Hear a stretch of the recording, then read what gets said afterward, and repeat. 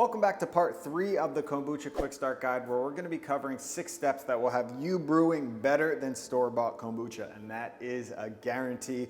I've been brewing this stuff for years, and when you are following these steps, your kombucha at home will taste better than the store-bought stuff. It's going to be incredible. You're going to be impressing your friends and your family, and of course yourself. But make sure that you've watched parts 1 and 2 of the Quick Start Guide, because part 3 isn't gonna make much sense if you haven't seen the first 2. So pause this video, make sure you've checked out parts 1 and 2. You can click the links above. Okay, you're good. We're moving on to part 3. But first, I just wanna say how cool it's been to see all of you in this Quick Start Guide. It seems like a lot of you are getting a ton of knowledge for brewing kombucha, and you're getting inspired to brew kombucha at home, which is what this is all about. I'm trying to get you brewing perfect kombucha at home and really make this a lifelong practice, so you can save a ton of money and have this incredibly healthy beverage on tap in your house and not be spending $5 a bottle to get kombucha. But I'm still getting a lot of questions about the process from you, which I totally understand. You know, there's multiple steps to brewing kombucha at home, and although it's simple, a single recipe that you follow online or even a YouTube video isn't gonna give you all of the details that you need for brewing perfect kombucha at home. I'm trying to get you to the next level, so it's not like a one-time thing. When you're brewing incredible kombucha, you'll never buy the store-bought stuff again, which is why I created this 6-step guide. There's so many little intricacies to brewing kombucha at home that you would never get in a single recipe or a video, and once you start to understand them, they really add up, and that's when you're gonna be brewing the stuff that is blowing away the store-bought kombucha. So step 1 is that you first have to set yourself up for success when it comes to brewing kombucha. And what I mean by that is not just jumping into a recipe and following that recipe and thinking you're gonna brew perfect kombucha, but you want a basic understanding of what's happening with this brew. I find that if you understand some of the science, some of the microbiology, you're really gonna have so much more success when it comes to brewing incredible kombucha at home. For instance, most people don't know this, but kombucha is actually a tropical fermentation process, so it really likes a warmer climate. For this culture to really thrive, for those acids to develop, it wants a warmer climate. And that's one of the biggest mistakes that home brewers make. They put their kombucha vessel in their apartment at room temp, and those acids never really develop to their full potential, leading to subpar kombucha, which takes us into step 2, which is getting the proper equipment. So another mistake that people will make is to heat up their kombucha, and to give it a warmer climate, they'll put their vessel on a heating pad. But that is not actually the best option, because the yeast will settle to the bottom, and you're trying to promote a healthy balance between bacteria and yeast. That's what kombucha is. That's what makes it special. It's a symbiotic relationship between yeast and bacteria.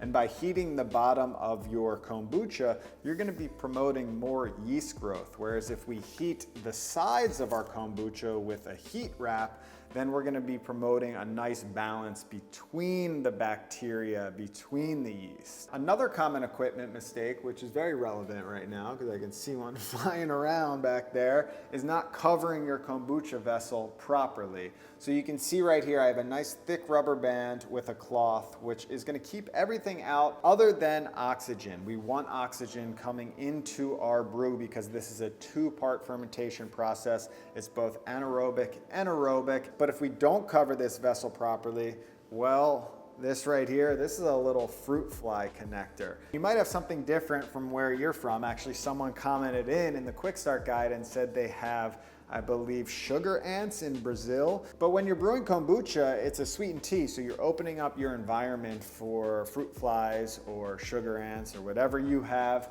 and that's a common mistake. I've been there before. If you don't cover this properly, you can get a fruit fly infestation in your kombucha, which is no fun, because then you have to start over. Which actually leads me into part 3, which is having backup scobies right here.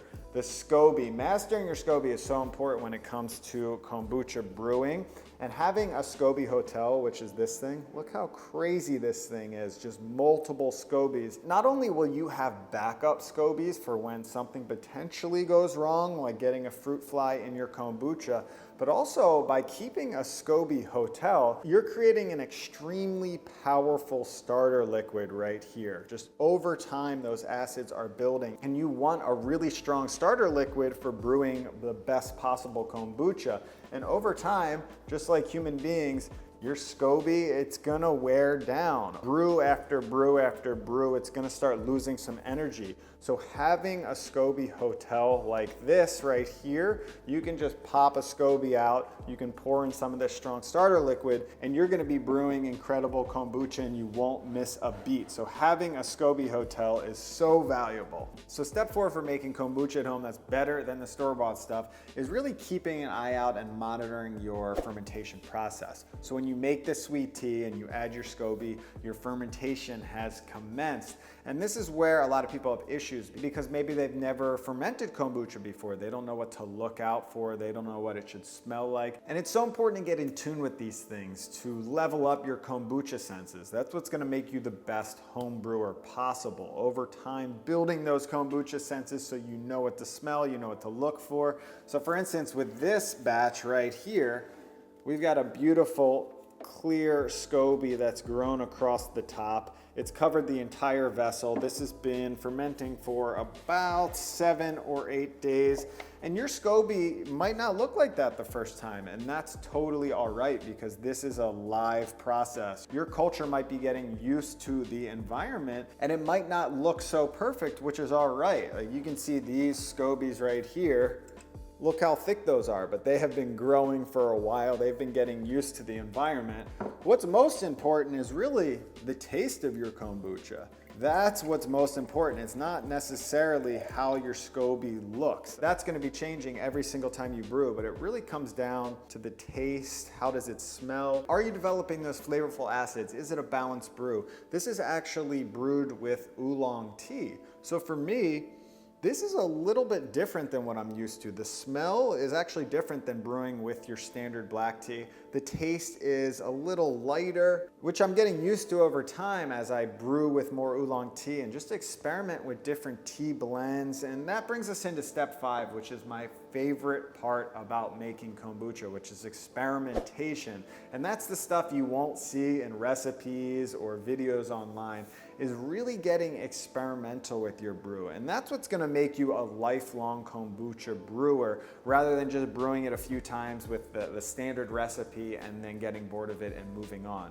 Why I'm so obsessed with this drink is because you can experiment with so many flavors, so many different types of tea, and it really is one of the most culinary forward drinks you can brew at home. How else can you make such a delicious effervescent beverage at home that can be flavored in just endless ways? That's really a replacement for soda, replacement for a lot of alcoholic beverages. And you can see here, I have peach in this one, I've got Concord grape in this one, and I just use the whole fruits in that. But there are so many advanced techniques when it comes to brewing kombucha and flavoring kombucha. You can juice the ingredients, you can use flowers, you can use spices. You really can create some incredible flavors, and you have all the power at home. You can go to the farmer's market and just pick out any fruit, or even some vegetables work great in kombucha, and you can flavor it in so many unique ways. And I'm just starting to tap the surface, and it's why this journey never ends, because you can continue to come up with such cool flavors. So you can start to see that all these little details and intricacies on the brewing process that I'm talking about, these things add up over time to turn you into the best home brewer that you can be. So you are brewing better than store-bought kombucha. And the truth is, I would never be able to cover everything in one video, which is why I created Kombucha University, the most comprehensive online kombucha brewing course, because I am so passionate about brewing kombucha at home, and I don't want you just following one recipe and trying it out and getting over it because your kombucha wasn't that great. I want you brewing incredible kombucha at home, and it takes multiple videos to really understand what's going on, and not to mention, when you enroll in Kombucha University, I'm gonna be holding your hand through the entire process. So I know a lot of you are beginners, and there's an entire beginner section in Kombucha U where I'm really holding your hand through the process, showing you every single step and every single detail. So there's no possibility that you're not brewing great kombucha on that first batch. And don't worry, if you're not a beginner and you've brewed kombucha a few times and you're just trying to level up your kombucha game, I have an entire section in Kombucha U on advanced brewing techniques. So you really can get to this advanced level and brew that stuff that's just gonna blow away your friends, blow away your family. You'll be giving this out at gifts and you'll be brewing kombucha for the rest of your life, saving thousands of dollars by brewing kombucha at home. And on top of that, something that I've never done before that I'm really excited for, the first 100 people that sign up for Kombucha University, we're gonna be hopping on live calls after every section of the course. We're gonna be hopping on a call together where we're gonna be going over all of your questions, all of your concerns through your fermentation process, which is so valuable because of course, you know, fermentation, it's new for a lot of you out there. And I wanna make you feel as comfortable as possible through the entire process. So if Kombucha University is something that you're interested in, make sure that you check your inbox over the next few days because I'm gonna be opening up the course, but the course is only open for enrollment for 5 days total, and then it closes down for good. So if you're interested in becoming a lifelong kombucha brewer, brewing incredible kombucha at home that's better than the store-bought stuff, that's gonna save you thousands and thousands of dollars over the years, and just having incredible kombucha on tap, there's really nothing better than that. So make sure you check your emails for all of the enrollment details coming very soon, and I hope to see you on the inside.